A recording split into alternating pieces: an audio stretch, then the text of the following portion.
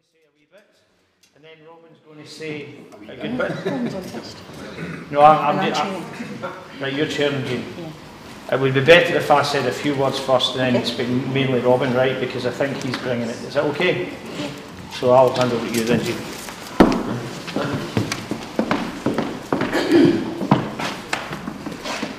Let's look at programmes. Sorry about that. Good afternoon, everybody, and welcome back to session number 2. It's my very great pleasure to introduce a man who should be a lot more famous than he is, but he's very well known to us. Robin McAlpin, Director of Commonweal, commentator, analyst, a man of many parts who gives us an excellent platform to discuss Scotland and its possibilities. Okay? More than enough, but you go first. It's okay if I go first, Go on, do because I'll be shorter than Robin, and I think Robin... Right. Hi. I heard that, Bill. No. Sorry, and actually I think Robin will be synthesising, if that's the right word, a lot of what we've been looking at today and looking to the actual referendum. First of all, a plug for another plug that I didn't make this morning for SNP CND. Ron Dixon in particular and one or two others go out and we speak to SNP branches and independence groups about Trident and matters nuclear. So if any of you from any SNP branches or any independence groups and you want someone to come to go and speak about Trident and related matters, contact us. So that's the important part, it's first part. And the second point, I want to give a plug to Independence Live. I've touched on them for one sentence this morning, but as I mentioned, the discourse since, I suppose, Article 30 was triggered in the run-up to end of F1, the role that they have played in facilitating a wider political discourse in Scotland, I think, is actually incalculable. And in that sense, they are due a vote of thanks. And if anybody is doing any events, I think you should seriously consider asking them to come along because they play an absolutely vital role. One of the areas that we want to take forward from today for future events is actually the roadmap that Douglas referred to this morning. The fact that the SNP defence team are amenable to getting into a discourse around developing that roadmap further, I think is really important, because with the death of the late John Ainslie, who was played a crucial role in developing thinking on Trident from a Trident removal point of view, it can't be underestimated. Jean, could you give me the two documents that are sitting there? Those two, that's it, that one and the next one. Long story short, John's booklet on disarming Trident is one of the fundamental documents that we'll be able to rely on to take us forward, but it needs to be taken further. And the other one, of course, is the treaty on the prohibition of nuclear weapons that was passed last year. These two documents, brief though they are real signposts for developing this roadmap, and that will be one of the key functions of SNP CND as we go forward into the next year, is to bring together experts to try and get funding, whether from the SNP parliamentary group at Westminster, whether from Scottish CND, whether from other charity sources, to take this matter forward and actually develop that roadmap further. It's going to be absolutely crucial, because at the heart of the Scottish political discourse, and it's seen internationally, is Scotland's position in nuclear weapons, and that really needs to be developed further. I'm going to say a few words about another gap, and I'm not going to... I am a modern studies teacher by trade. I did a bit of international relations in my university days, which were in the early 1980s. And in fact, my actual dissertation was the implications of communication satellites and international relations. Things have moved on somewhat since 1981. And then I had a career of 30 years as a teacher, senior trade union official, but I'm starting to retool myself in these areas. So I'm by no means an expert, and really I'm posing some questions that I think need to be answered and were not dealt with at the time of the first independence referendum. One of the mantras that we heard from many politicians on the pro-independence side was this concept, this strapline of a dangerous and uncertain world. I mean, Better Together couldn't have put forward a better strapline than that in my view. And there are parts of the world that are dangerous and uncertain. I think if you share a border with the Russian Republic or Israel, life can be problematic, to say the least. If you're in somewhere like New Zealand, for instance, it is really quite different. To give you an example, only a few years ago, the New Zealand government decided to get rid of their fast jets because they realised that no one was going to attack them with fast jets. And if they were, they'd been a carrier, which meant that the Chinese were coming to get them, or the Americans were coming to get them. And if that was the case, you know, the game was over. That's another end of the pole, if you see what I mean. But then we've got somewhere like Ireland. And if you think of those mantras of a dangerous and uncertain world, imagine if we are in an independent Scotland, and then imagine if that mantra actually did have some sort of credibility, which I don't think it has. Then if you were in an independent Scotland under that mantra, and you were moving in a ferry from the Republic of Ireland, at some point in the journey, which is not long, the purser would have to come on and say something like, "Warning, warning, you're leaving a very safe part of the world and you're entering a very dangerous part of the world." So it'd be interesting to see where that red line, or whatever coloured line down the Irish Sea is, where you leave from a safe, geopolitically stable part of the world into a geopolitically questionable part of the world. And one of the other points that came up during the referendum was the stuff about the High North. I mean, it was almost treated like one of these horror movies where you have blizzards and snow and uncertainty and God knows what. If any of you have seen the television series The Terror, which is a wonderful vehicle for the Royal Navy in the 1840s, with a monster thrown in, you would get the same sort of thing. But if you actually look at the High North, it's one of the most regulated areas in the world.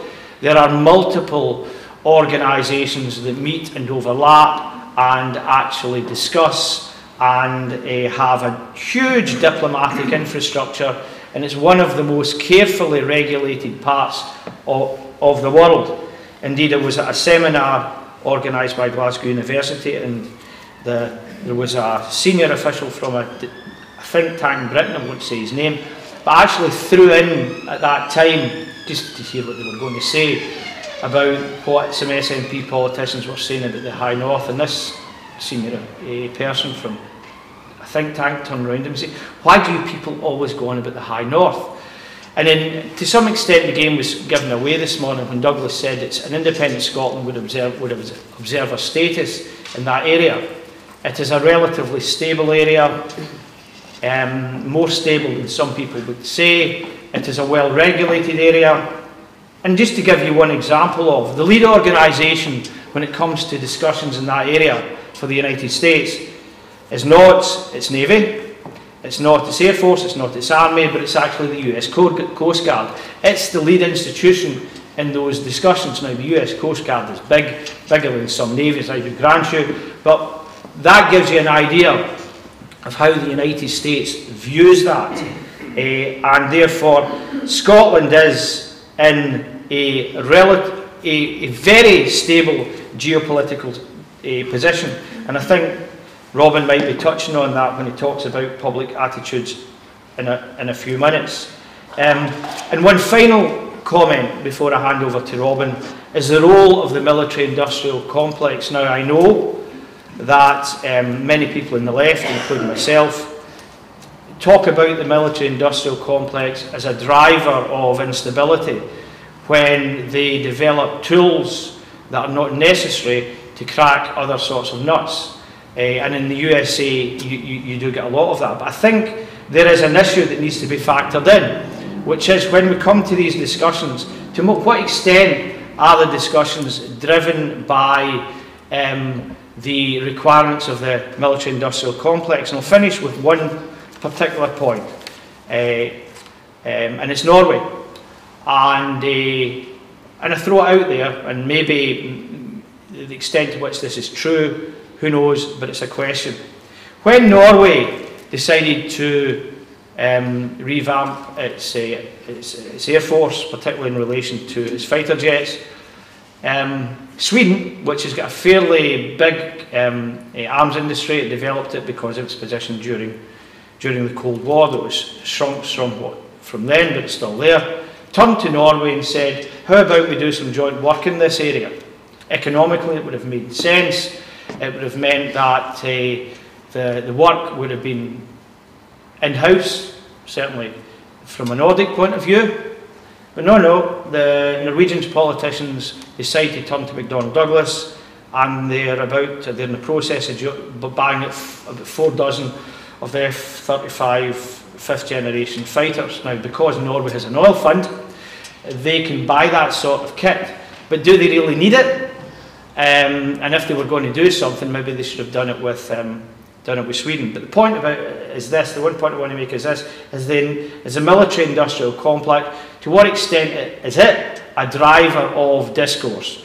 To what does it skew the discourse? Does it take the discourse away from a more rational approach? And that's why I actually think that Stuart's work is particularly interesting, because when you actually unpack the stuff that Stuart did last time round, and when you unpack the work that he was referring earlier on, some of the solutions are really, some of the ways forward and the ideas he put forward is actually quite radical in terms of the savings that could be made. And that's someone that comes from it from a military perspective. And those are the comments that I wanted to make. I think it took about 10 minutes, and that's about that. And I'll now hand over to Jean, who can introduce Robin, who will... Consider me introduced.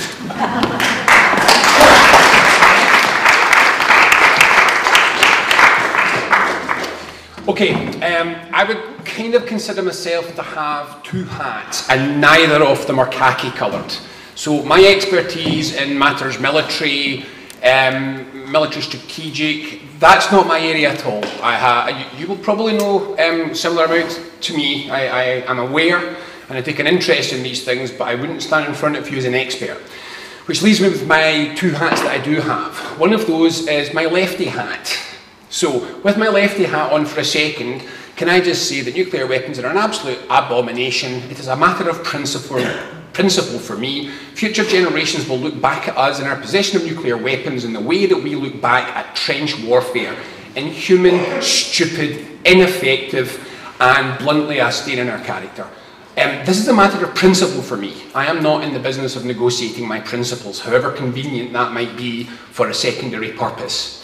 And that's all I want to say with my lefty hat on. I'm not up for negotiation on whether we keep these abominations on our soil. I've lost in matters of principle before, but you'll never persuade me that there is an argument that we keep these things for convenience. So almost everything else, everything else I want to say today is with my other hat. So I've spent most of my career as a professional political strategist, and most of that working right in the heart of the British establishment. And that's the hat I want to talk with today, because we need to think not about our principles, which I don't think anyone here is wavering in, but how we articulate those, how we use those principles to guide what we do in a strategic approach to trying to achieve Scottish independence, and what we do to make sure that when we do achieve Scottish independence, we create a country which we can be proud of, because it isn't making these kind of awful compromises. So let me start with one of my favourite quotes, which is from the really, in every other regard, rubbish remake of 101 Dalmatians, in which one character says to another, what kind of sycophant are you? To which this character says, what kind of sycophant would you like me to be? Do you know how much people like a sellout? Do you know how much people like somebody who'll chuck their principles out of the window willy-nilly when it's convenient? So whenever somebody, oh, he's just squirting his water. Whenever someone starts by telling you, oh, you know, it would be easier for you to win and achieve your goal if you just drop this silly commitment to nuclear weapons because people don't care enough or it's not a big enough issue, right, I'm going to say that comes from one of two kinds of people. People who are cynically trying to persuade you to do something they want you to do based on half-arsed theory, or it's somebody who is not good at political strategy. So there are a small number of subjects which are high up in people's minds when they make these decisions. And I've got to say again, there's more than one dimension to people's attitudes on political subjects. One of those is how much do I feel on a scale of I completely agree or I completely don't agree. So this is the one that everyone always looks at. And they say things like, oh, you know, get rid of Trident, it's not that high up the list of things people want. Yeah, that's right, but that's not the important one. There's another scale, which is how much do I bloody care about the issue at all, one way or the other? Now, if you've got a problem, you have to find people high up the don't agree scale and high up the this is important scale. Now, let me give you a kind of analogy to help you understand what I mean by that. You can write a scale which goes from I feel safer when I am wearing a big yellow hard hat, goes all the way around to the I don't feel any safer whatsoever when I wear a big yellow hard hat. Now, if you go out and you ask most people to give a response to this question, they will say, oh, yeah, I suppose I feel safer wearing a big yellow hard hat. So now I'm going to ask you, who's been out and around today? Do you see anybody in a big yellow hard hat? No, because there's another scale which says, I think things are actually going to fall out of the sky and hit me in the head, versus I think I can probably get out, do my messages and get back without projectiles falling from the sky. Right, so if someone tells you, you better put a hard hat on because it makes everyone feel safe, you've got to ask the question, does it really? Does it really make people feel safe, or is this just a construct which somebody has forced this into, forced this subject into, to make it sound like you ought to change your mind? Which is to say, is this bastard selling me hard hats? Right? So this is what you need to ask yourself when you're being asked these questions. So you will find quite often that people will say to you, it's not that important this getting rid of nukes things to a lot of people. It's not that big a deal. To which I say, yep, but keeping them is less of a deal for these people. They're not saying that I'm making this decision on the basis that I desperately want or don't want nuclear weapons. I'm saying it's not that important to me. Now, there's another thing which adds up into this, which is geeks like us think that the public makes decisions on the basis of a network of individual rational calculations. I think they might say, I almost said good in education, that would give the wrong impression in Scotland right now. They might say good on social security, bad on education, good on nukes, bad on whatever it is. Therefore, I'm going to on average score you 7 out of 10. Right, yeah, that's how I do it. But to say that I ain't normal, I think is an understatement. That's not how the public works. The public looks at leaders and tries to figure out whether they are trustworthy or not, whether they are the kind of person they want to follow. Now, this is an independence movement which last time round looked into the eye of the beast and decided that frankly dropping to our knees and saying, come on NATO, was going to be advantageous. Now, most people don't really know much about NATO. Most people don't really have much of a sense of what NATO is, or its policies. If you were to go out into the street and say, do you like NATO? Quite a lot of people wouldn't really know what you're talking about. But we were persuaded to do that. And the good thing is that once we did that, it completely stopped George Robertson attacking us. Didn't happen.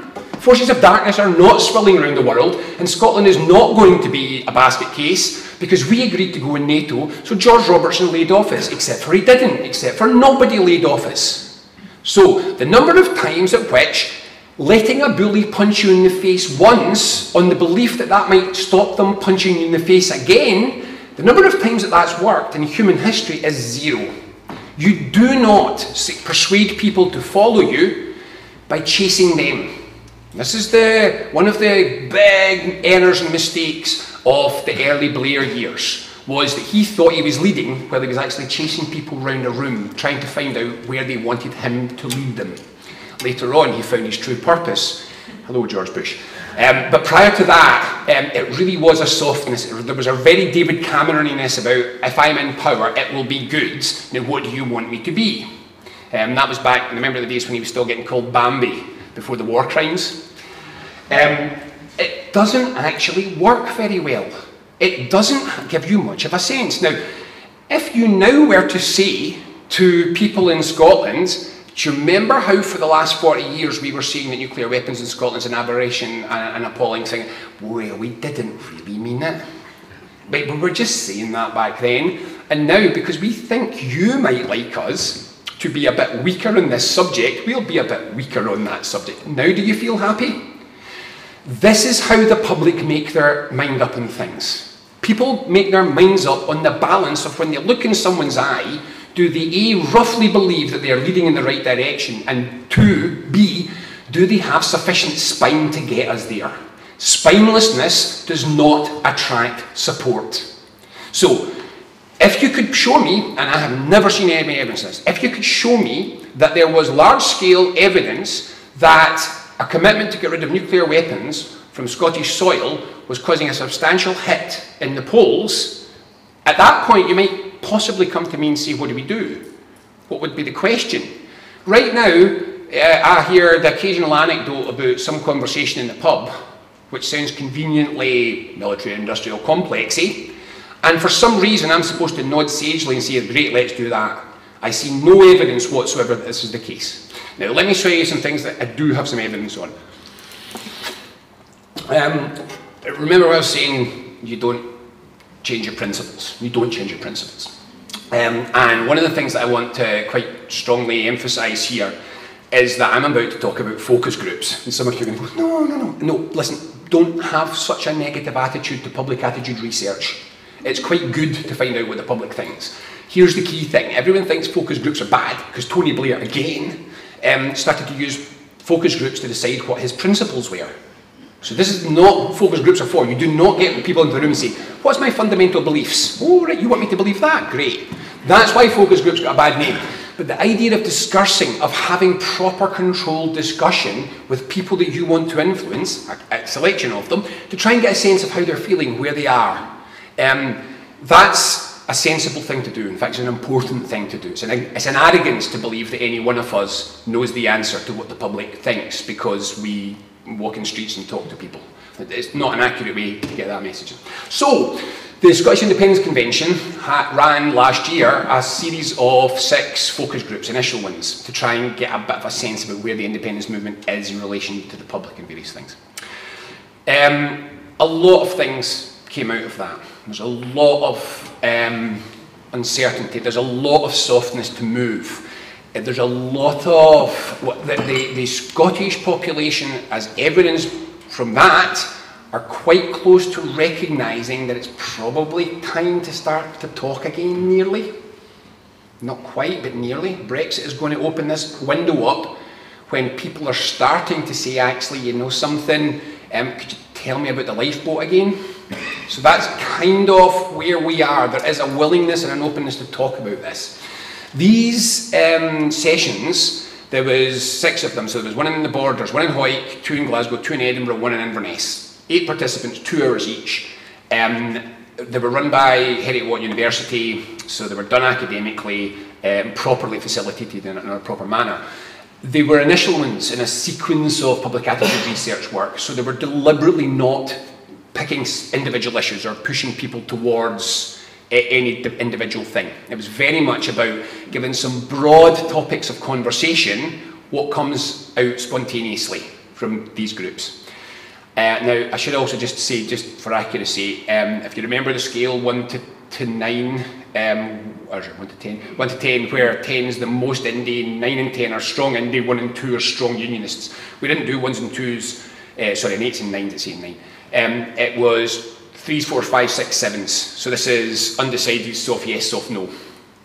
There were a lot of issues that came up in these many hours of discussion. Defence didn't come up once. Didn't come up spontaneously once. It wasn't, nobody actually thinks Scotland, or put it this way, if you spend 2 hours talking to people about their hopes and fears for the future, military conflict isn't one that's even on the radar.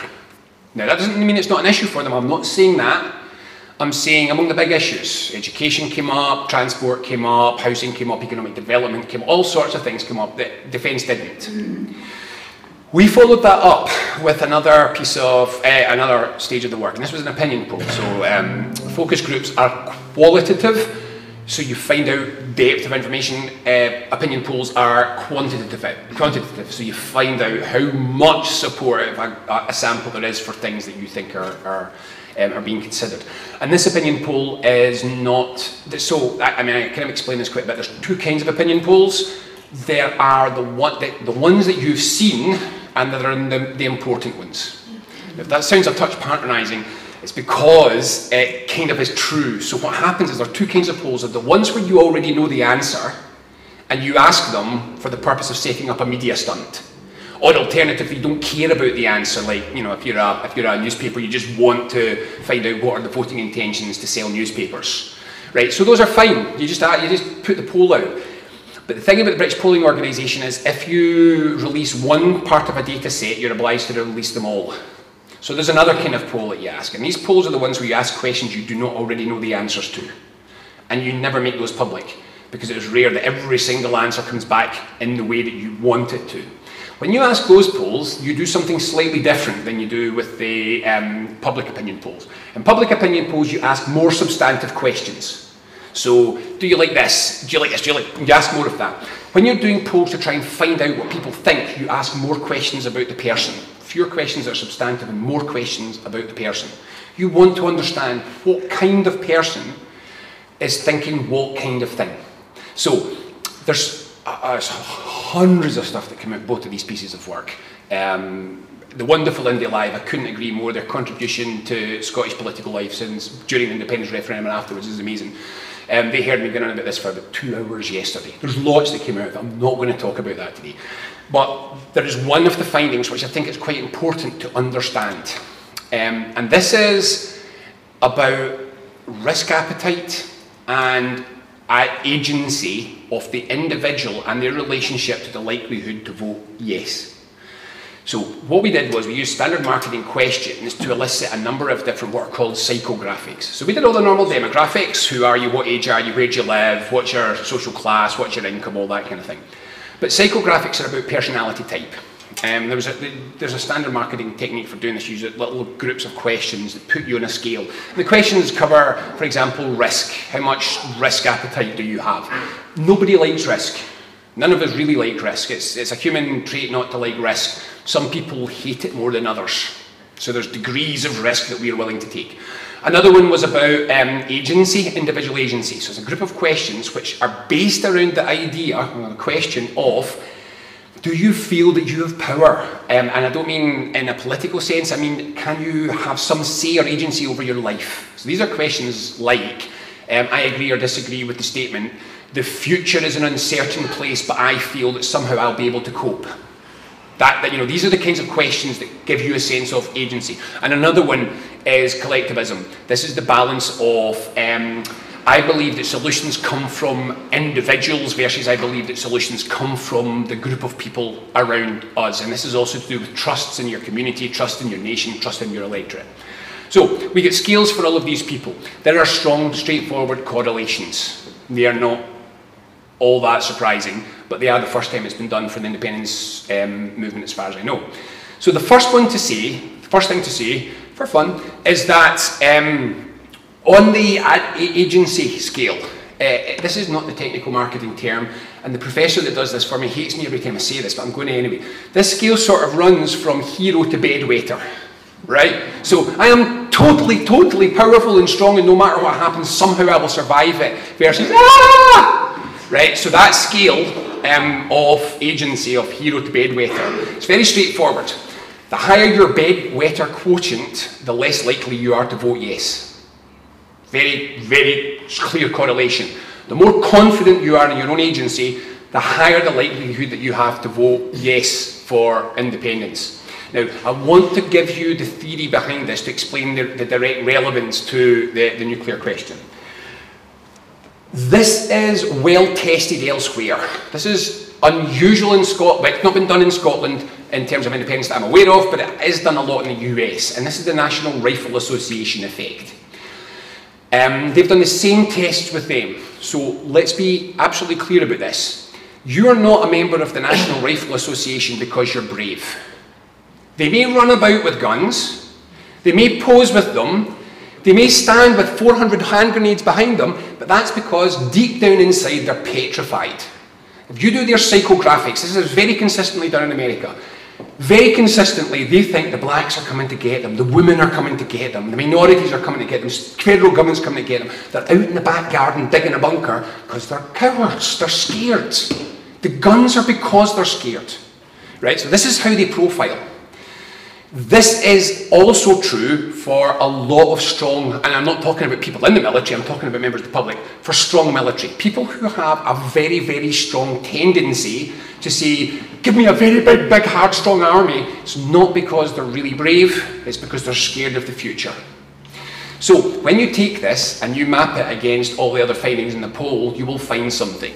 We have about 25, maybe 30% of the population that we should categorise as unionists. They are fundamental unionists, and in the way that many of us would say, I would support Scottish independence even if for a while it meant there was going to be a slightly worse economic outcome by fundamentally believing in it. They feel the same way on the other side. They are hardening in their opinions to Scottish independence. We are not winning them over. They are never coming back. This group of people is lost to us. We are not a 100% independence nation. Those 25% are the ones who are by far the most susceptible to anxiety, future fear messages over threats, direct threats to them. Let's put this together. The people that we can never win over are probably the only ones who are likely to be responsive to the suggestion that keeping nuclear bombs here makes them safer. So what I am saying is, while we have not in this work so far, and I'd love to talk to CND about perhaps doing some more specific polling in this, while we have not explicitly gone into the military conflict, international relations element of this, there is strong reason to believe that to do anything to weaken our position on nuclear weapons would be done to appease a group of people who are literally unappeasable by us. There is no evidence I can see that those higher up the agency scale, those that are more confident with a higher risk appetite, there is no evidence that this will have, that I can see, that this will have any positive effect on them. They are not digging bunkers.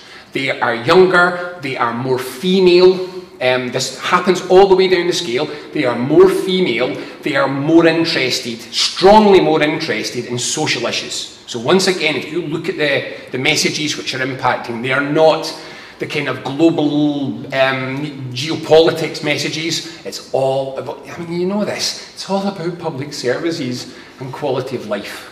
It's not about warmongering. So let's just add these two things that I've said so far together. We buckle on the question of nuclear weapons. We do it for a group of people we cannot reach, and we leave ourselves looking cynical and weak to a larger group of people that we can reach. Somebody explain the theory in this to me, because I don't get it. I don't understand that. And I'll come back to it again. If anybody says to me, it takes one line of attack on us away from our opponents during a referendum, I seriously want to grab you by the lapels and say, what, like the last time when NATO helped us? They will not help us. They do not want Scotland to be independent. There is no gold we can lay at their feet which will make them shut up. They will try and stop us. Don't tell me we can buy them off, because we can't. So what I am suggesting is that we will get more benefit from sticking to our guns and showing some bloody principle than we will be flopping at the feet of an anecdote which is inaccurate.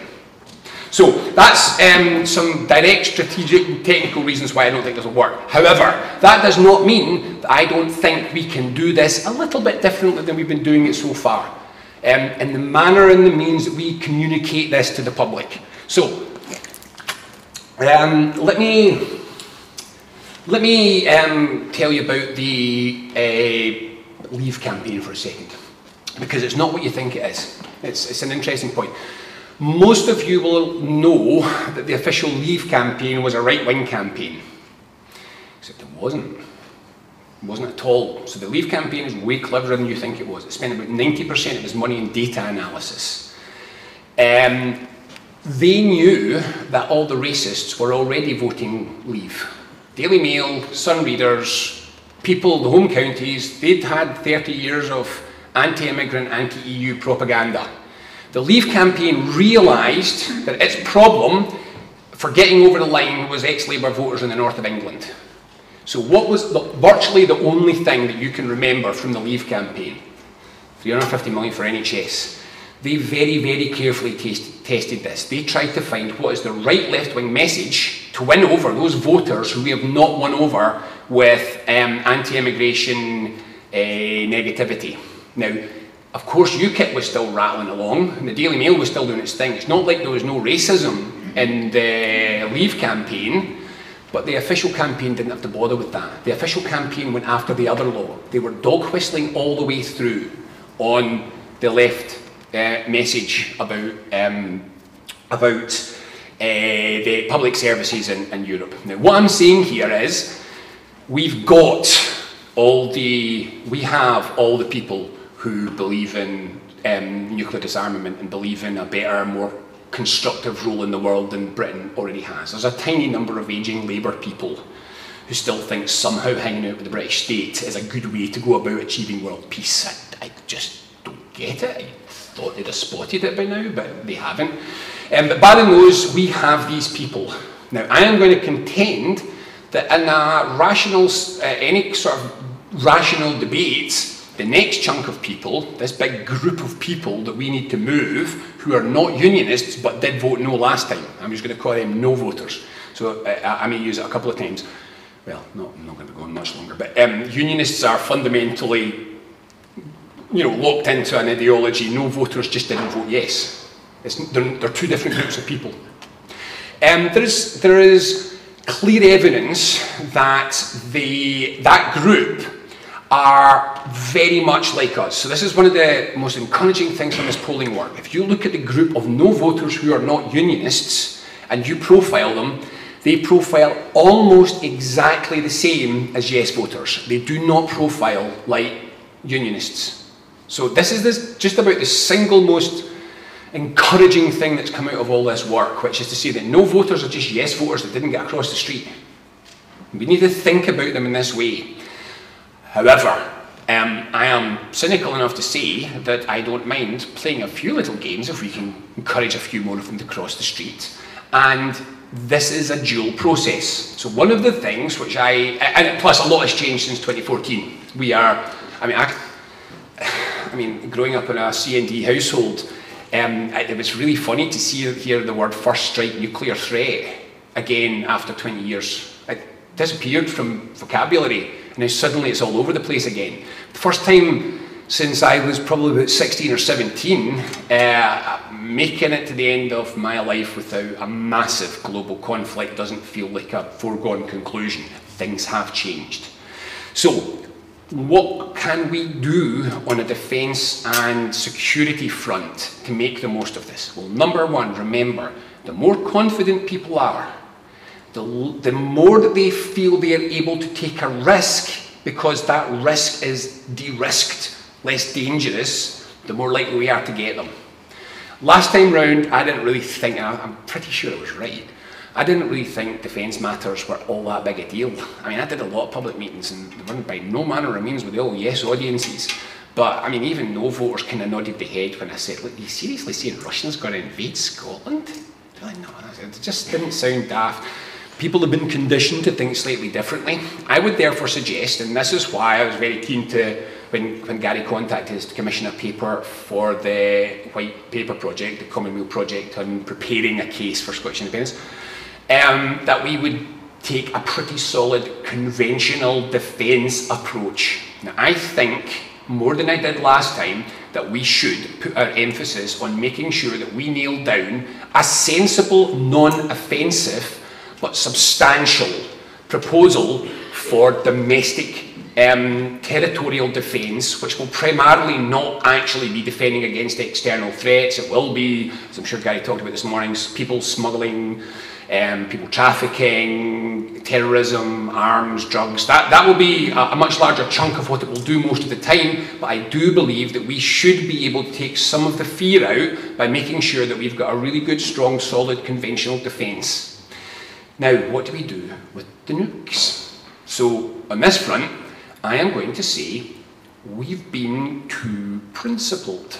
We've been too in our own heads. Like I say, people who know, who've already realised what an absolutely abhorrent thing nuclear weapons are, they're almost all on our side already. So I suggest that we might play the inverse of the risk game a little more cleverly this time, which is to reach beyond those who we've already got. And if I phrase it like this, I really think it's time that Scotland stopped being the ragged-trousered philanthropist of Britain, who keeps taking all sorts of penury and disadvantage while bowing and saying thank you, and giving it to them. Let's be a little bit more selfish, Scotland. A principled selfishness, but a selfishness. And let's say, dear God, we have acted as your surrogate target, your surrogate dumping ground for nuclear weapons for too long. And it was a bit of a giggle in the 90s when nobody was trying to shoot at us, but now we've had enough. Get the target off our back. And this stuff about, oh, you know, but what about your solidarity with the UK? Where are they going to put their nukes? Fuck off. It's not our problem. There's nothing wrong with a little bit of play to selfishness when selfishness achieves your goal. I was talking to an American who's a kind of peacenik American, and he was saying, yeah, well, of course, the reason they put the nukes in Scotland was to keep it away from major population centres. I said, do you know where they are? And he said, where are they? They're not way up the north. I said, they're 50 miles from our biggest population. He said, you put up with that? Now, we've normalised this. We've normalised the fact that we are the biggest nuclear target in Europe. I would suggest that there's nothing wrong with a little cynically grabbing a hold of the fact that everybody suddenly realised there might be a nuclear war in Europe. And saying to them, great, let them have their nuclear war. They can have it done in Plymouth. Now, I know that there's those who will try to bully you into saying that that's not a principled position. To which I say, so keeping it up here is.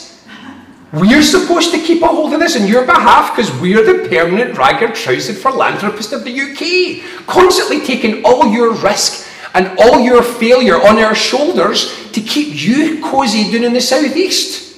Why would we be doing that? So what I would suggest is, this time round, I would like to see us continue with our principled messages, of course. We will continue to reach out with our flowers and our cuddly happiness and all the sweet rainbowness that we are, because we are a peace movement and we believe in these things. I don't suggest that we couldn't stick in the occasional boxing glove. I would like to see us emphasise a little bit more the inverse negative of holding nuclear weapons now. We are Europe's biggest target in a period which is becoming a serious danger to the well-being of the people of Scotland.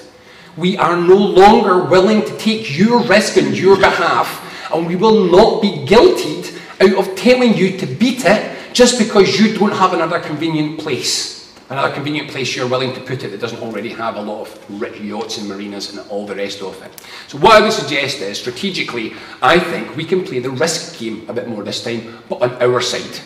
If we can nail down conventional defence and persuade people that we have a serious and strong plan, and we can convert nuclear weapons from being a source of protection to a source of threat, and we take that out to people, I think you'll find that anecdotes of, on balance, is it maybe no better to keep them, starts constantly to decline, and people seem to, God, are we really the first place that gets bombed when Trump goes mental?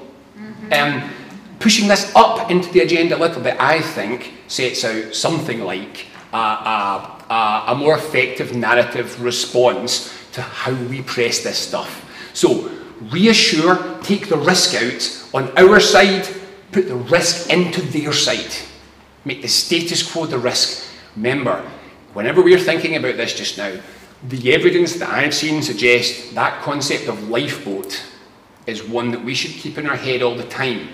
The lifeboat gets us out of this place. The ship is on fire. And the fire is going to start very close to us, because that's where you're keeping all the kindling, he says, extending the metaphor way beyond what it should have. So that was the strategic approach that I would take this time. Yes, let's be principled, yes, let's be strong, but let's nail down the safety thing from our side by having a strong defence call, and let's nail the risk factor back onto them because of the nukes element. So I think I'll just make one last quick contribution, one area, subject area, to talk about a little bit here, which is coming from this piece of work that we were doing, the white paper project work, the How to Start a New Country book, which I brought with me, and I've left, in case anyone wanted one, I've left it outside. They're all available on the Commonwealth website, allofusfirst.org, if you haven't got it already. Why have you not got it? What are you thinking, people? So, this is about negotiations. For those that don't know what we did with the white paper project, this is Commonwealth, had been trying not to do it. I spent quite a lot of time trying to talk to virtually everybody, saying, come on, let's all get together and produce a prospectus for an independent Scotland, so that we don't have the debacle of last time when we couldn't ask questions, and let's do it all together so it's cumulative, collective. We're all on board. It didn't work out that way, and so eventually, out of frustration, and Commonwealth said, right, let's do it. Let's just start the work on this one. And we did it, like I say, reluctantly, but we also set out a number of really quite difficult, for us, principles. So principle number one was, whenever you come across something that's really interesting and progressive and exciting and innovative and left wing, get it out. We did this not as Commonweal. We did this, tried to do this as best we could on behalf of the whole independence movement. We have a box of brilliant ideas that we took out that we will develop as Commonweal at some point in the future. This principle was all about the question of what is it to start a new state. This is everything, all that work finishes in day one. None of this is for after day one. And what we said was, the other big key principle was this: institutions of a new state that we build, they must equally serve a potential future First Minister Colin Fox and a potential future First Minister Ruth Davidson. I hope, certainly ain't Ruth, but nevertheless I am a sufficient Democrat to recognise that when you build a country, you can't rig it for one political cause or another. So we did this very diligently and said, as best as we can, this state that we create, this structure that we build is one that any incoming government can work with. And we went through every single subject. There's a chapter on project management. There's a chapter on HR recruitment. There's a chapter on the costed price of updating all the IT systems in Scotland. This is not, I was going to say, this is not an exciting book. It's not as hard to read as it sounds. But this is not that kind of inspiring and visionary book. This is hard work to see how do we get there. We've got a chapter on negotiations. This is one of the things which it really bamboozles me that the independence movement doesn't talk much about. Has anyone noticed at all? Have you seen any coverage of Brexit negotiations at all? Yeah, was that in the papers a bit? You'd have thought that if we hadn't figured out before then that negotiating strategies are important, and being properly prepared and understanding what the hell you want to do is really quite important. We ought to have noticed it by now. So we've got an entire section on negotiation, and the primary driver of that section is the more you need, the less you get. It's a fairly straightforward rule. Whoever goes into a negotiation wanting more gets less. It's a weakness if you want things from a negotiation. It's another, incidentally, it's another underlying principle of the work, that at the end of it, we would require as little as possible from the remaining UK. In fact, apart from a bit of interim defence collaboration, some sanity on the border, and international recognition, we don't really want anything else from them. We're not even asking for asset share, we're saying keep the bloody assets. We're starting with no debt, sort of. But you can see how we formulated that in the book. There is two things they really want from us. I mean, they really want from us. They want us to take a big chunk of the debt. Not that keen given it's the assets, but they really want to take a big chunk of the debt. And oh my God, they want us to keep Trident. I mean, they really do. They have nowhere to put it, you know this. So we need to think about that, we need to prepare for it. Now, despite what they've told you, I'm genuinely a reasonable man. I'm all for sensible, reasonable, negotiated outcomes, and I'm all for compromise. I am going to say this as clearly as I possibly can. If we compromise 1 inch on Trident, they will eat us alive. So, if if we say, look, 5 years, MI5 will make sure that the government that's elected at the end of the 5 years is not one that keeps that commitment. They will throw everything, MI5, CIA, all the international groups which are working to ensure that the NATO agenda sustains and that we keep all this stuff, they will start to work on us immediately. Go and have a look at where the new parliamentarians get invited to. It's not Sweden. They don't get flown to Norway or to Costa Rica. And you'll find them hovering around places where you spend a bit of time there and you start to think that mass bloodshed might be a good idea. This is how it works. If we say 5 years, it will be 20. Now, again, I am generally a reasonable person. There's other things I'm quite content to have a transitionary agreement on, because I know that on those things, broadly, both sides kind of have a genuine will to compromise. The timescales that the UK wants to be able to build a new base capable of taking Trident is about 10,000 years. That's the timescale that they would quite like that to happen in. Okay? At the end of 10,000 years, they would be quite content to take Trident down in Falmouth, because of course Falmouth won't bloody exist. It'll be under about 30 metres of water once the ice caps melt. So they never want to give us the power to move Trident, never. So we have to make a decision early on. We have to decide, are we content to be screwed over in this? And I'm telling you, my children will one day vote. And I hope to God they don't hold my generation to account for achieving independence and failing to get these abominations off our soil. So we have to be clear that we will not get a good result if we go into this ill-prepared and in trouble. So I warn, when we think about every element of Scottish independence, every single element of it, if the outcome of the policy making around that element involves us in any way acting as supplicant towards the UK Parliament, it is one more tick against our ability to get rid of these weapons.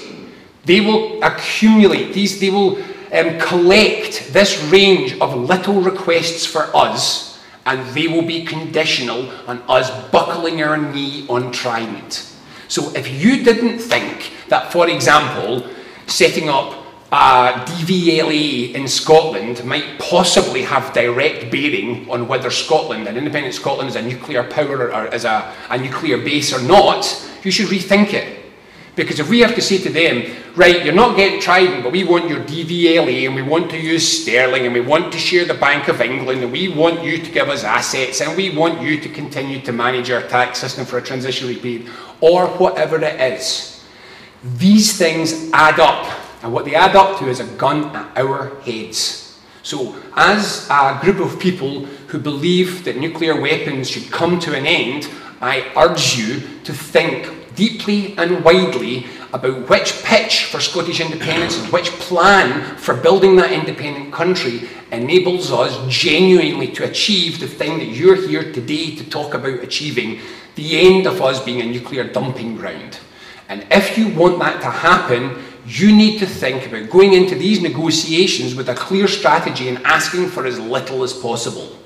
So it's just a point that you may not have thought about that I want you to really think about. This is the stage now, and I say this on a Sunday afternoon with a little gleam of excitement and hope. This is the stage where we should be starting to step our way through the explicit steps from here to a Scotland without nuclear weapons. It's no longer vague. We have a United Nations route. We have a democratic route in Scotland, he says, with his fingers crossed, assuming we can get our hands in a Section 30 order again before I'm like 100. We have a set of steps that get there. One of the things that got us this far was the incredible, hard, diligent work of John Ainsley in answering questions and taking us along this roadmap. We cannot afford to let his work sit there and be the end of the story, because that doesn't properly reflect his memory. To reflect his memory, we need to take that work forward, and we need to decide for ourselves how we get from here to that point that they can do nothing about it because we are tied into a UN process which is immovable and unstoppable. And to do that, we need to think about everything from here forwards, because I am not confident someone else is going to do that thinking on our behalf. And so, can I just finish by saying, I haven't even mentioned anything left-wing today. I have entirely talked about focus group opinion polls and the negotiation process round about a civil service and a future independent England. I'll just mention again, I hate these bloody nuclear weapons, just in case anyone's forgotten that. But I am going to say, let's us now get our foot firmly down on the pedal. Let's perhaps think about doing some joint work on public attitudes to the issues explicitly around nuclear weapons in Scotland, and also defence and military issues. Let's do that and integrate it with this other work so that we can have better answers for how we communicate these questions. Let's have a deeper and fuller discussion about how we pitch this security, not a target, not a scapegoat, message out to people, so that we are not just saying get rid of nukes because it's a good thing, but we are saying get rid of nukes because it's selfishly in your interest to get rid of nukes.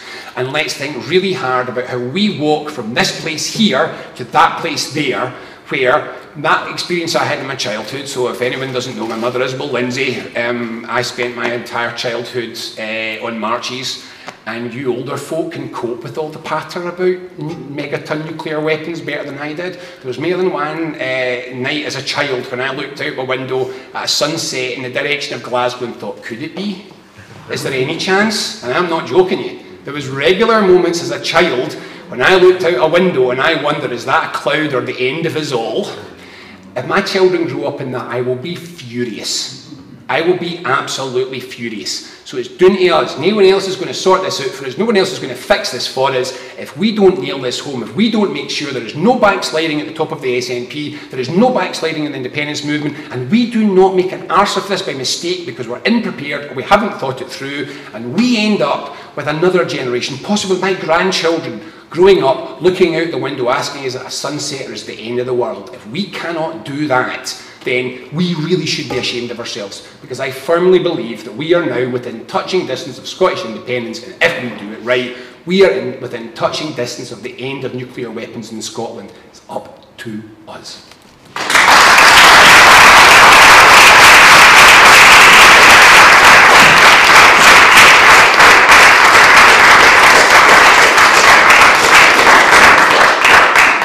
Thank you very much, Robin, for a brilliantly rousing, cheering and positive talk.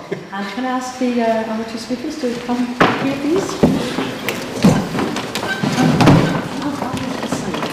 Here you go. Okay, I don't want to say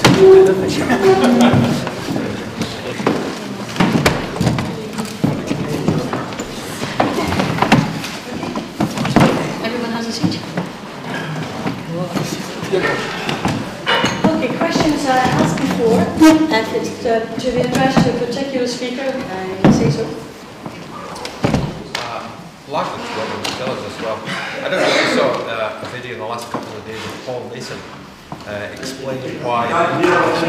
Sorry, can you sorry, David Kelly for CND.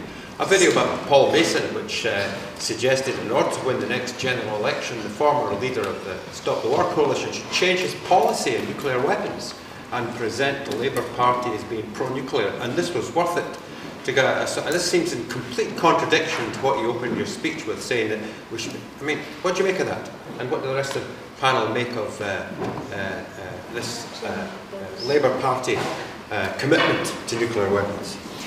Just as I heard Paul say that before, first thing to say is attitudes to nuclear weapons are different in England than they are in Scotland.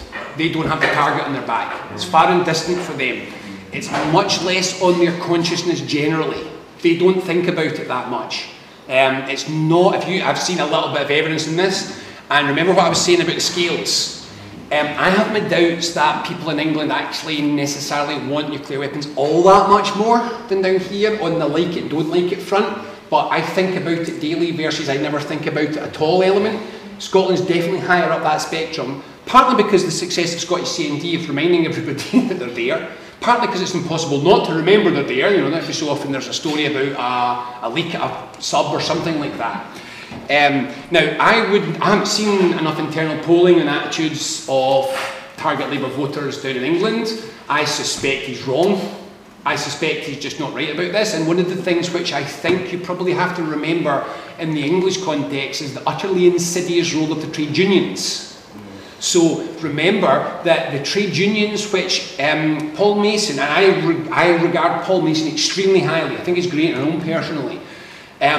He's not unaware of the failures of the trade unions, I would say, but he sees the trade unions as a crucial element of getting Labour over the line south of the border, and therefore the possibility of a major fallout or fight between the Labour Party leadership and Len McCluskey and that awful chap that runs the GMB. I think that's a bigger issue for him. I don't think those play up here. I don't think those are the same things. So we don't get a trade union split in Scotland. We don't have the low level of latency of understanding of the problem, and also I don't think we really need to nudge a bunch of Tory waverers over the line. So they've got a different electoral perspective. I still think he's wrong, for the very explicit reason about what kind of sycophant do you want me to be. And I think that's a particular problem for Jeremy Corbyn, because everybody knows this is a principled matter for him, and I feel for Jeremy Corbyn. I mean, he's done everything he can to hold on to that principle the best he can, and he's surrounded by cynics. So I do think that's a bit of an issue for them. I don't think the same factors come to play up here for a number of reasons. I cannot see any of the reasons that he's probably saying that as being particularly decisive in Scotland. It's a very different dynamic. Thank you, Robin. Is there anyone else in the panel? Very quickly, about 18 months ago, Paul Mason does a podcast for The Guardian, and in the podcast it's clear when he talks about nuclear weapons, he's talking about a change in his own position and a change in the Corbyn Labour Party's position, and it chimes with some of the stuff that Robin said earlier on. I mean, he more or less publicly said, we're parking this issue. In the Guardian podcast, I did a wee article about it in Common Space about 18 months ago about it. So if Robin's right about how the public perceive you on issues that are of limited electoral salience and you're selling out, then it looks like if you're looking at it from a purely Machiavellian point of view, electoral point of view, a tactical mistake in their part. Thank you. Next question. I think some of us in this room want to see an end of nuclear weapons on Scottish territorial soil, airspace and waters, because we want to set in train a process by which this occurs across the globe. We do not want to set up a situation where we say to the English, you have them, we're going to get rid of them. That's not enough. I don't think it's right or correct to start projecting an image that somehow the English are somehow some poor group that don't understand the dangers of nuclear proliferation. I met many of the women on Greenham Common, and I certainly could not agree with that sentiment. And many of them had quite a degree of support, especially among other women. There are a number of problems with what you've just said, and they do concern me enormously. I think this is why nowadays it is important that we don't just talk in terms of the nuclear missiles, warheads and bases, but the infrastructure that retains them. Because I do know this is why the question of NATO and the partnerships for peace, as well as the European Common Defence and Security Policy, have to be addressed. Because if we do not start addressing and taking these issues on, then we face bigger problems. I would also remind you of one thing. I don't think you should be writing your opponents off as readily as you do. How many people would have thought of Ian Paisley and Martin McGuinness sharing not just a government, but even the same room together? There are a lot of things that opinion polls can't change, and that includes making a judgment and making an assessment. And that's what we have to do, especially in shifting the ground. The ground will shift all those people who are on it. Thank you. the second question before we go into that? Yeah, there's just 2 points I'd like to bring up in relation to the Common Wheels paper and Alvin Blue Bonnets, both of which I thought were excellent documents. The first one is air defence. If we're not going to have fast jets, and frankly having 16 typhoons or whatever isn't worth having, then I think we need to look at ground-based air defence, which for decades has been, you know, the red-headed stepchild, to use a bad analogy, of defence. Our air defence is terrible. The Russians and all these other people that are selling them weapons, they have fantastic air defence. Not only that, they have a lot of really good systems. We have to look at ground-based air defence. Especially if we're going to start committing troops to areas like maybe the Baltic or Ukraine or the things like that where you do face an air threat, which we haven't faced in places like Afghanistan and Iraq. We have overlooked air defence for far too long. And I think somebody said there are special areas we could bring into another body, be it European-wise or NATO, whatever else. If we in Scotland were to specialise in one thing, I would say let's have a strong look at air defence as part of that. Now, the other thing I would mention that neither paper mentioned is civil defence. Now, this comes into our resilience capacity. Taking it at the very low level, we have areas in the Highlands of Scotland, for example, where you've got local 4x4 owners clubs, and they'll make themselves available to the police in severe weather. Now, if you kind of scale that up and you look at what police like the St John's Ambulance or the Red Cross do as well, if you have a core of people, which we haven't had since the Observer Corps in this country, which was a single-purpose organisation, you actually take volunteers, or maybe you say if people have left the armed forces, you automatically enrol them into a volunteer body, which maybe gets a small annual tax benefit or something like that. They are getting kind of paid for it.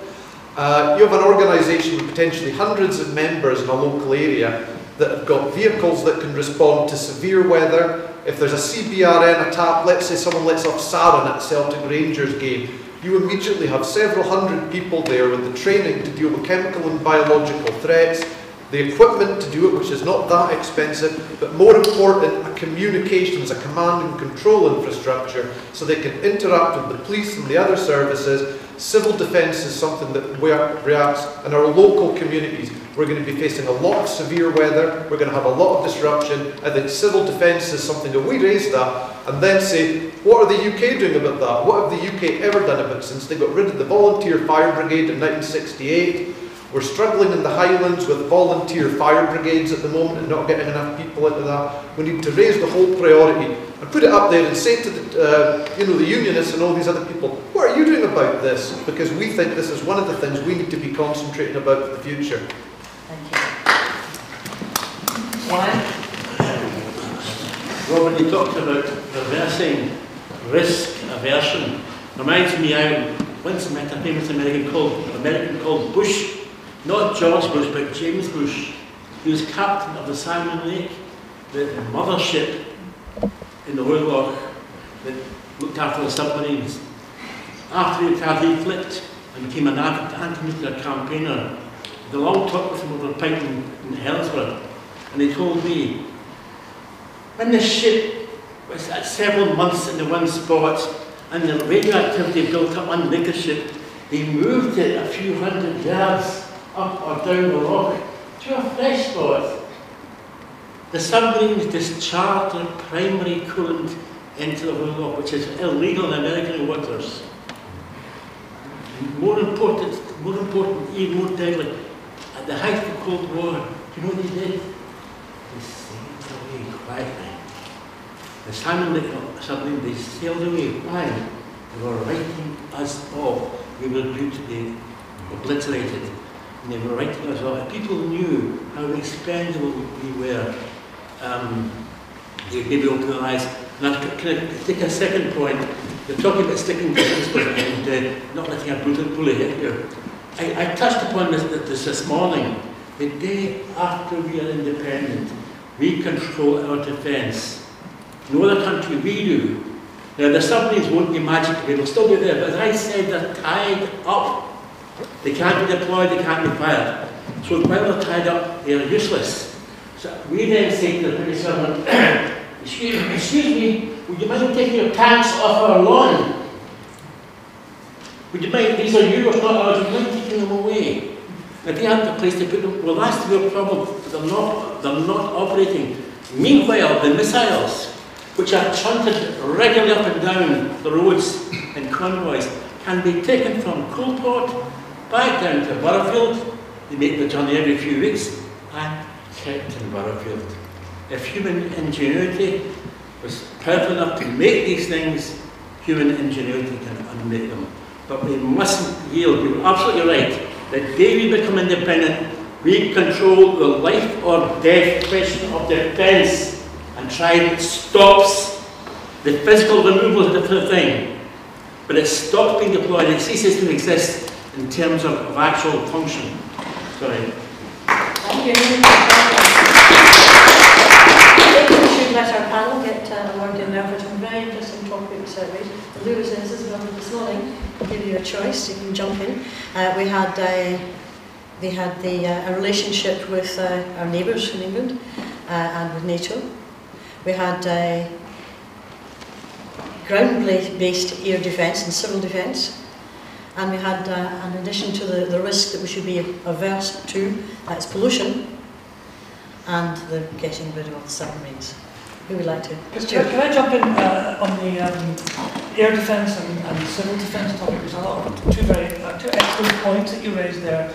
I don't think there's any doubt actually that the air defence system for the UK and an independent Scotland has probably received less attention than it should do.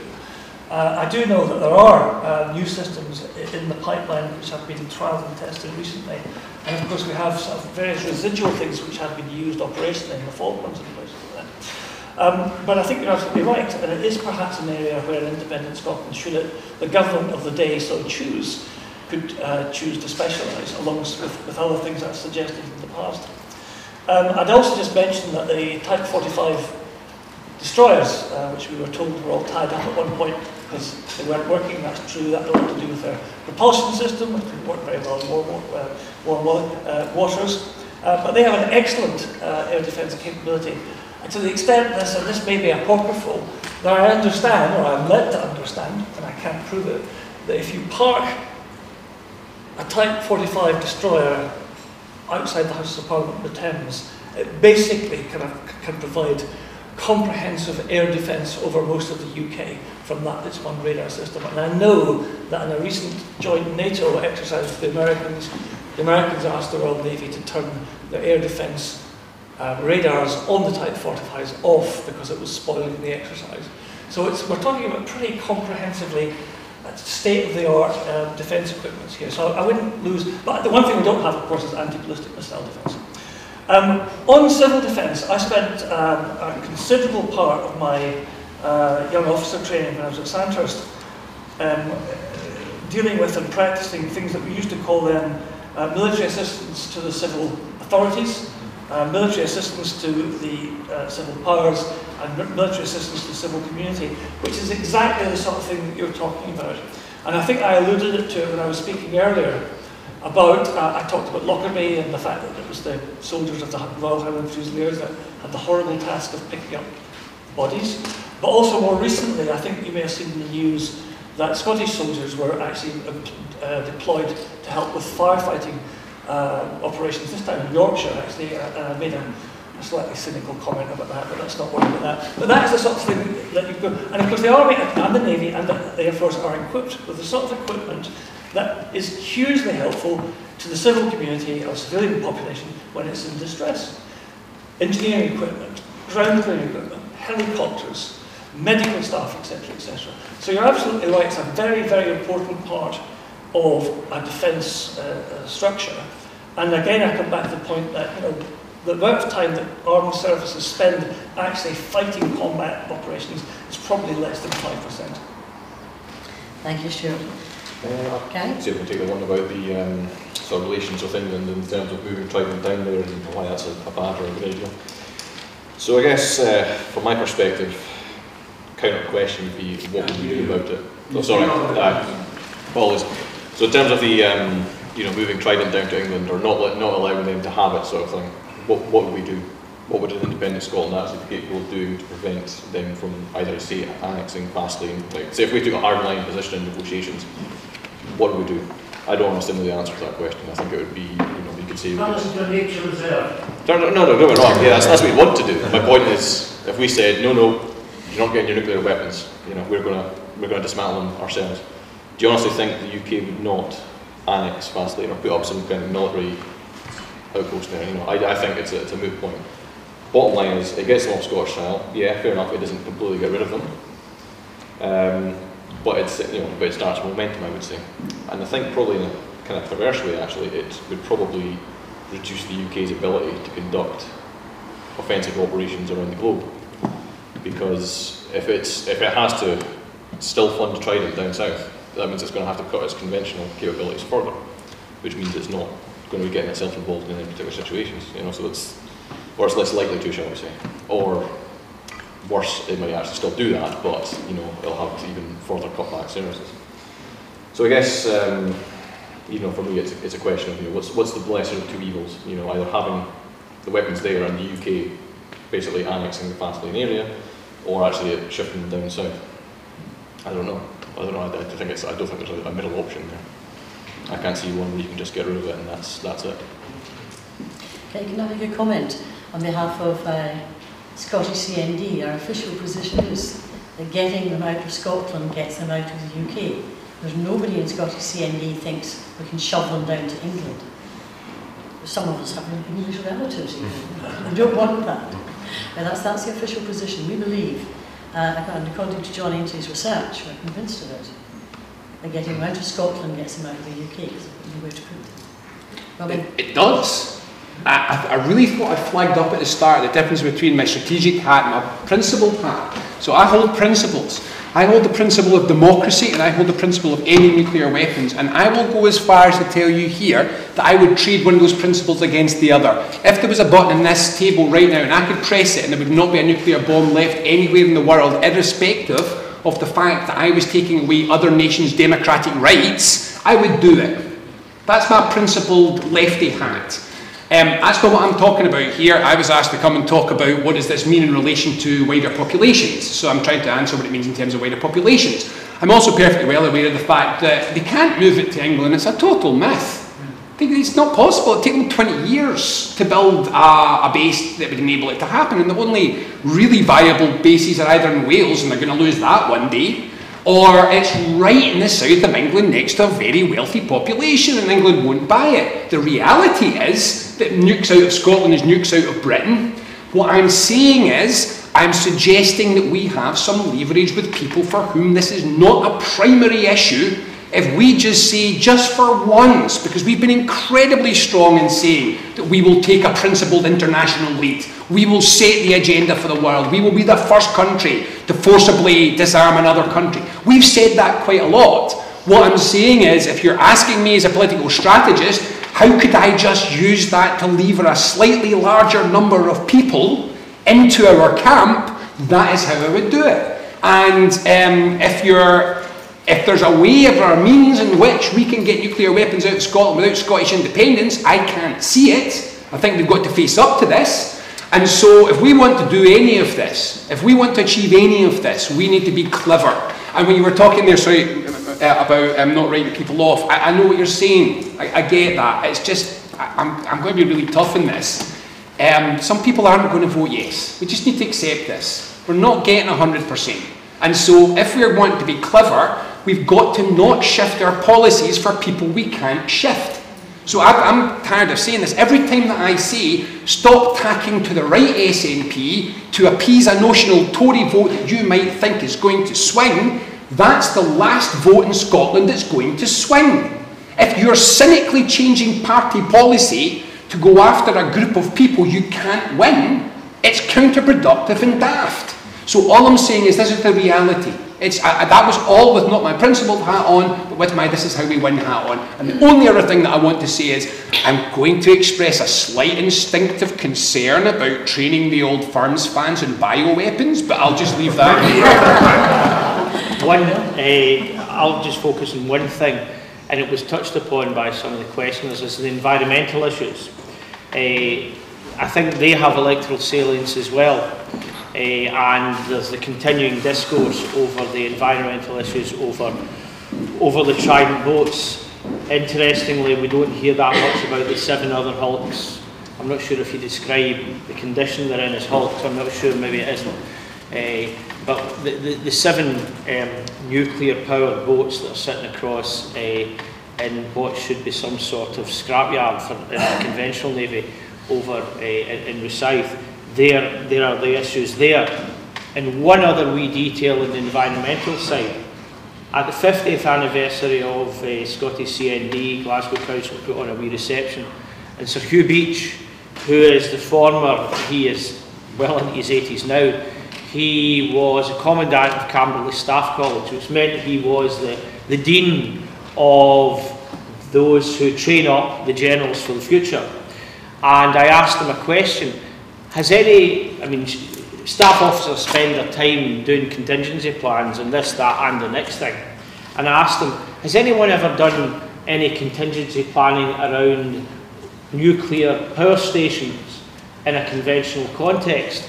It's more, I mean, you think of France and you think of its nuclear power stations, and you think of, and there are other countries with them. You know, did they put, you know, did the armed forces put yellow tape around the power stations, and in some sort of 17th century gentleman's agreement avoid certain areas and certain targets?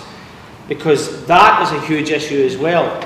You know, the potential impact of the environment impact if nuclear power plants are involved in some sort of accident, stroke something a bit more malevolent. And the environmental issue, I think, is something where there's a lot of work that can be done as well, and where I suspect there's a lot more electoral salience. Thanks, Bill. Question? Can I just add? Sorry. I can Do you like to comment on that? Sorry, just very quickly. Having been a student at Camberley Staff College, and the American one as well, actually, I can categorically assure you that contingency planning has taken place over every nuclear establishment in the UK, including Faslane, and I know the person that did it. That's useful. I'd like to hear more about that in another occasion. Exactly that. I don't want to support this comment, but put a certain different nuance on it about us being targets. Sorry, can you speak up a bit? Sorry, I'd like to support Robin and McAlpin's comment about us being a target and about using the target idea as a campaign strategy. But I'd like to put a different nuance on it, perhaps, and some people are taking from it, and maybe Robin would be in agreement with that. I don't think we should think in terms of we're a target, you should now be the target. You should say, no, it should be a target. We are actually the target. We'll go up and smoke whatever the right language is first. In minutes, it's said. I live in Glasgow. I have connections 200-300 years ago, and less than that along the Gaelic side. It's my ancestral sort of therapy to some degree. I have great-grandparents buried in Faslane. I go and visit them, because 3.5 years ago. If I go and visit their grave, the tannoy from the base is everywhere. I hear it. You can see the base. It's higher up the hill. I have a relatives who found a Coolport, only it wasn't called Coolport, and that was about 150 years ago. It's called Duplex, or Dutwash in Gaelic speaking, it's the area around that time. That the area means something to me, and the fact that I live in Glasgow means something also. It means, hell, we're all a bloody target. Now, I think it's perfectly legitimate to campaign on that basis. It doesn't mean somebody else should be the target. It means we know we are the target. We experience it. It's our place. It's our country. It's our river. You know, we have it right there in front of us. I'm sure lots of people in Glasgow, if they fully understood that they were going to smoke next minute, it would work. It would work. It would mean something. And of course, it's not just Glasgow. It's a whole area around about. And I'm sure, I don't know how these things work, but maybe the wind's going in the right direction to Edinburgh.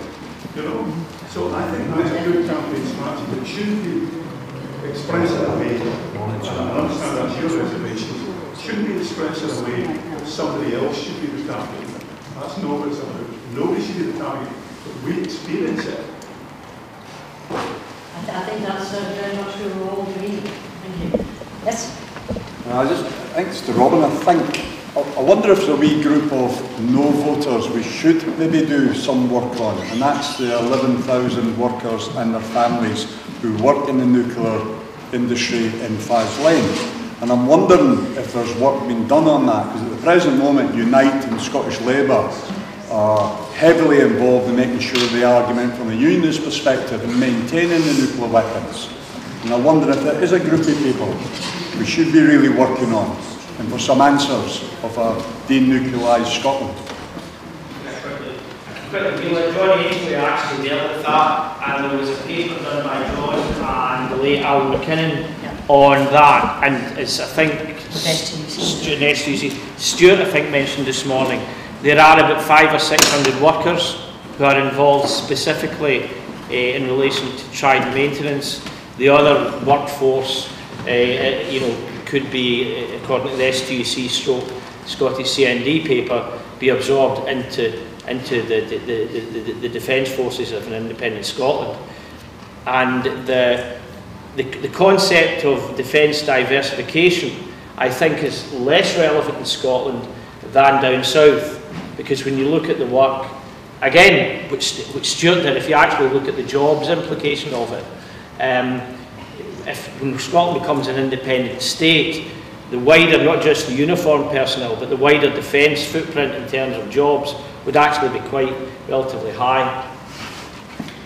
And can I pick up? Obviously, I don't want to target on anyone's back. I would never say England have nuclear weapons. I would say England, you're mental if you want to, but you're a democracy, it's your choice. What I'm trying to get across here is, during the last referendum, I did a number of debates with, for example, Neil Finlay. And he kept trying to press me on how unprincipled it was that we were foisting nuclear weapons on England. And I kept saying, no, we're just saying we don't want them. It's up to them. And the point is that I don't think we've done enough to turn it back to say, so are you saying that on Southern England's behalf, we should keep the target on our backs for their benefit, for their goods? If they're so desperate to wave their penis around in international politics, let them keep the danger where they live. That's their call. The point being, I think that the population of England have had a rather blasé attitude to nuclear weapons because they don't really have to think about it. It's a nightmare the Scots have. For them, it's just a dream, it's just a thing for them. The nightmare belongs to us. I'm pretty sure that when you start to say, right, England, start negotiating hands up for a nuclear base, you'll fit, and when you start to rule out all the places it can't be, which is virtually everywhere, I think you'll find that attitudes start to shift quite rapidly in England. So no, it's not foisting it on them. I'm just for once saying I'd like to put the focus on, take the weight off Scotland to save the whole world, just a bit, and say, well, let's start with Scotland, and we will then work with everybody to do more. We don't think England should take it, but that's your choice. That's all I'm suggesting in that area. And just on the Faslane stuff, just to add one thing, actually, there's been quite a bit of work on diversification done. I actually don't think it's achieving at all what you're talking about, though. Because, and this is just a standard, again, this is a strategy how, and this is a standard political strategy, marketing, campaigning, whole thing, which is specifics shift people, generalities don't. So the work that's been done so far is to say, here is a range of generalised ways in which diversification can take place. What I don't think we've got to, where I don't think we've arrived at yet, is to say, hi Helensburgh, here's what it will look like afterwards in your community. We will make up for X with Y. Now, where I'd really like to see some work, and Commonweal's looked at it, but we are literally drowning. We just do not have the capacity to meet the demand pool that's on us at the moment. What I think we could usefully do is start to carve down a little bit from the generalised position on diversification to a more specific one. And I think we should go into the next referendum saying, you will be our military headquarters, plus we are going to put into your community, and then just pick some big bloody factory. You know, pick a specific and say, and our strategy is that we will make you Scotland's headquarter of. Now, what I don't know is, what would it be? So we need to, I think we could do with usefully looking at what would it be. So I think there's more that can be done. If we could make that a specific commitment and not a general argumentative point, I think we could probably do more to shift. That said, there are inevitably some groups it's going to be very hard to move. So if I tell you that last time around I did 2 meetings which were absolutely uproariously, furiously hostile One of them was in Lark Hall, where I faced a large Orange Lodge contingent, waving Union Jacks in my face as I walked out the building and shouting things at me. And the other one was the Defence Trade Unions. The Defence Trade Union meeting was so, for me, so awful, so appalling, that I was quite glad that 3 people at the meeting emailed me afterwards to tell me they were ashamed. I stood there and I said, I'm glad you've all got great jobs. Is that the end of your commitment as a trade union movement to anybody? And they actually looked at me and said, yeah, all the other workers can fuck off. And that was their attitude. Now, it wasn't all of their attitude, but the mouthy Labour ones that were in there, that's what the meeting sounded like. So I'm just going to come back to this point again. We should do everything that we can to scrape every vote that we can from anywhere that we can. There is a point, however, where you reach a stage where every extra effort that you put in has declining results, diminishing returns. And by the time that we've gone to Helensburgh and said, here's the plan, naval headquarters, possibly army headquarters, I can't remember, you put all the bases in the paper, and then we were able to see, and there is a technology or a technique or a skill set in this place that we can adapt to this other specific thing, and we commit to building something there. I suspect that's probably as far as we can reasonably go. It won't get everybody, but it will give us more. It will give us something more specific. Thanks, Robin. Any other points that I want to make on that topic? Any last questions? We're winding up fairly soon. It's just a comment. And then you next one. With reference to jobs, in my early days in CND, our mantra was, let's turn swords into plowshares, which comes from the Bible, and that's what we thought about jobs. There are plenty of other things people could do. Yeah, I have a question, and it's really to Robin, and about the negotiating position. Resonated very strongly indeed with me, and I wonder, have you been able to feed that approach into the work that Keith Brown's been doing in terms of preparation for independence? Well, I'll just ask that one. So it's an SNP group and on the telly. I don't want to say too much. I wouldn't overestimate the extent to which any preparation's been done. Let me just put it like that just now. I think we're quite a long way away from the stage where we've thought very much about the stages after achieving a Section 30 order, and I'm increasingly worried that we're not really thought enough about the stages that are involved in getting to a Section 30 order. In fact, I sometimes have my slight worries that we haven't got far enough in thinking how to get out of bed in the morning and the independence movement stuff at the moment, so I think we need to get a little bit more of a focus on these things. I met Keith, I raised this exact point with him, I gave him a copy of the How to Start a New Country book, I talked him through a couple of the issues, I said, you know where we are here to help, please come and talk to us. I have talked him till I'm blue in the face that we should be getting together sympathetic negotiators from Scotland. There's lots of them on our side, the trade union movement's full of them. We should be getting together our best negotiators early to start developing a negotiation strategy. I would love to be seeing that happen. I'm not a professional negotiator. I would love to, if there was something we could do to play a role in kicking that off, but once again, Commonweal is at its resource limit. We're already over trading by 30%. So kicking off a full day event of negotiators in Scotland would be really valuable. We're dead on our feet for doing that sort of thing. So I think that's possibly about as far as we can go. And just to pick up your point about the jobs, you're absolutely right. I would warn us always that it's easier the thing that you just said there isn't wrong. It's just that when you are actually challenged on it, you're on a platform. Now, I thankfully learned this before I was ever on a platform saying it. You need to be careful because some of the jobs, the people that you'll be talking to, they are high-paid jobs on the basis of specialism. So, and I don't know what they are, but if you're earning a good salary because you happen to know how to handle uranium, if you can't persuade that person that you have a uranium-related job replacement, and you tell them that what we'll do is we'll have you making wind turbines, you tend to get caught a little bit on this is just naive and silly and you're not there. So for example, I remember once trying to make the case that we could build more civilian ferries in Scotland. And this was in that defence meeting, and I was attacked quite strongly on the front that Scotland's real skill set is advanced military. Therefore, our shipyards aren't competitive. Now, I was ready for that and used this partially, but you've got to be ready to say, right, so what we need to do is have a strategy for rapidly moving out of that area and moving into this area, which involves identifying skill sets that are genuinely directly transferable.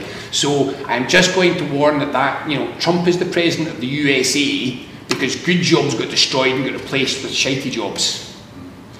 If we want to persuade people who are going to lose jobs out of this, we need to persuade them that it's not just a job, any job, but it's a job that's commensurate for their skill set and their area of profession, or we need to accept that we are not offering them a crossover. So I will always say that when you're talking to a group of people, engage with their life as it is now, and if their life is high-skilled work, talk to them about high-skilled work and don't suggest that a taxi cab might be a route for them if you can avoid doing it. So I absolutely agree with you, but the higher up the value scale we can persuade them we are thinking, the more chance we have of them listening. I think that's us. Can I ask a final question? One final question to make it quick. Robin, I was slightly disappointed that we didn't get more from you on detail about what we would be saying about wider defence issues, having taken a firm stand on nuclear disarmament during the Yes campaign. Because I come back to what I said in the first session, if we don't get independence, everything that we're talking about here is academic anyway. So, I mean, what you did dwell a lot with at the start of your talk was you talked about NATO, and you said that basically the idea of the SNP switching to NATO was to appease the likes of the George Robertsons and get them off our back kind of thing. I would say that's pretty simplistic. I mean, I think there's pragmatic arguments to argue for being in NATO, which are arguable. You may not agree with them, but they are arguable. So I think to write it off as simply that was probably a bit simplistic. But allied to that was you then said that we need the campaign for nuclear disarmament. We cannot let that be watered down at all, and let it be thought that we're prepared to use it as a bargaining chip.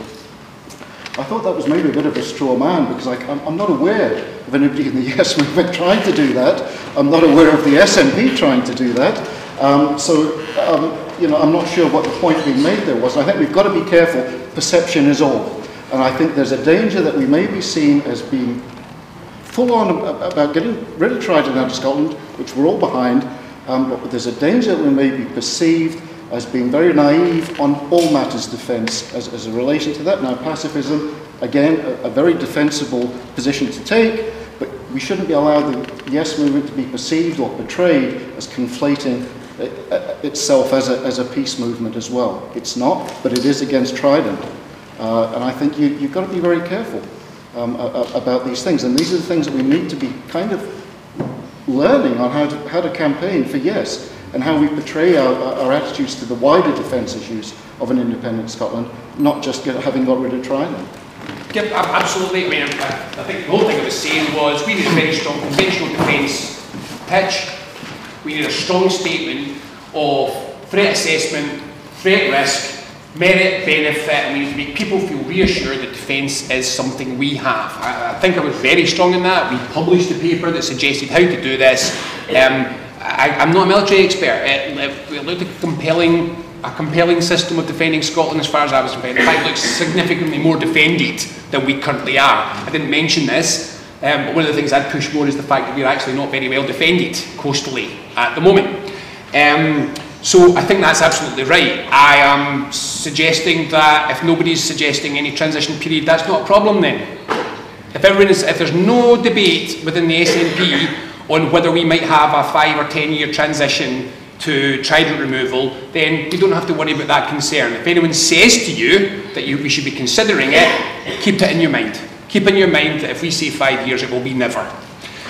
So that would answer those three things. And on the simplicity of NATO, I am going to be really, really firm about this. I am quoting back to you what Angus Robertson said to me. This was what we were told. I was taken into a back room by the pro-NATO campaign and said, Robin, we understand your principle. We understand that you're not daft, and we understand that you know that Scotland doesn't actually have to be in NATO to be safe, but cynically it'll get George Robertson off our back. So I will be absolutely clear about this. I have an issue with people coming to me and saying, this is going to get you off a hook, and then a little bit later saying, well, that's simplistic. That's what they said. It was their pitch. They told us, nod, wink, join NATO, they won't attack us anymore. They did not make the case on the likelihood that Scotland could make a stronger international contribution as part of NATO. I was very involved in the campaign against it, and I sat through the entire debate. You can replay it, and you can hear what people said. And they were not saying, let's join the NATO family because it's the best thing for Scotland. They were saying, let's join the NATO family because, despite the fact that all of us feel a little bit uncomfortable with it, it will be better strategically for us when we fight an independence campaign. So that was the fight that we fought. If the case for joining NATO is because we think in this room that isolating Russia and prodding China is a good thing for the future of global peace, then I'll have that discussion. That ain't what I was told when they were telling us, suck this up, swallow this bitter pill because it'll help us win an independence referendum. And I'm going to say this again, I've been doing this for my whole career, and you'd be amazed the number of principled stands on 1,000 things over the years. Someone said to me, you should just flip in this because it's always an interest group, there's always a lobby group that's telling you to flip. And they never tell you to flip because you're wrong or because your principles are wrong. There's always an underlying cynical reason why you should suck it up because it's good for something else you care about. Now, I notice it a lot because I'm a lobbyist and it's what lobbyists do. So what I'm saying to this one is, if we want to restart a NATO debate based on the real contribution of NATO to the world, great. That is not the debate we had the last time.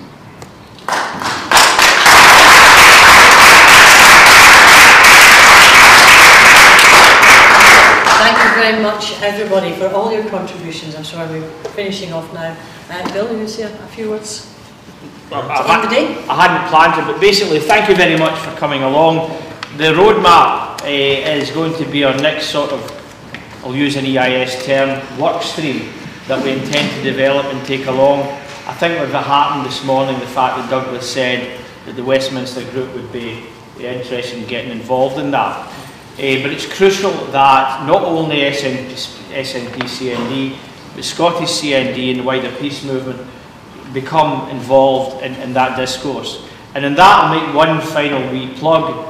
Next Saturday, and this may only refer to a few folk here, we have the AGM of Scottish CND, which takes place in the Renfield St Stephen's Hall, a church hall in central Glasgow, and all are welcome at that. And I think there's probably going to be some publicity, possibly in the national over the coming week in relation to that, because, and I'm not going to open up this debate here, but there is a motion from a particular branch of Scottish CND saying it should consider disaffiliating from the wider ES movement.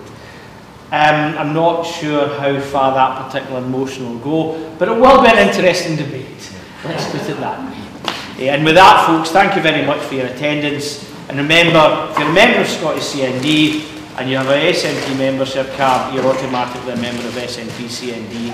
So please consider joining Scottish CND. Look, I know you're finished, but I've got a wee poem I wrote, and it'll only take 2 minutes, and I think it's relevant to what we've said today.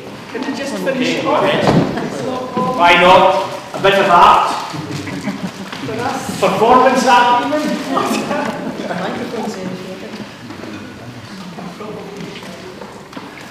It's just a wee thing, and it's just because it's relevant. And as you can see, I'm not sophisticated. Fought, tried and out. The rosy of the world is not for me. I'll settle for my own country, minus our nuclear weapon aggression to others, wherever they may be. Observe our beautiful land and see the peaceful nation that we could be. Do unto others as you would have them do unto you. So let's not live by the gun or consider nuking anyone. I give you the rose of peace. Fought, tried and out. You'll hear me shout. I've been anti-nuclear for 40 years. It's immoral, illegal and expensive. The damage it can do is extensive. What are we proving? We should be moving from when Britain had an empire and ruled the world. Let's lead in a different way and show that we may have a nuclear-free world. Peace on earth, vote tried and out. Let's have an independent Scotland. And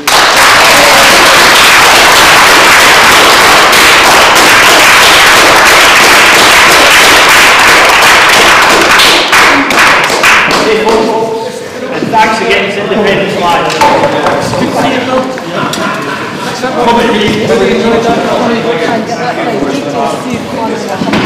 Go on then. I'll be up What day? Oh, that's easy to tell you. Now, you singing before we clean up? Yeah.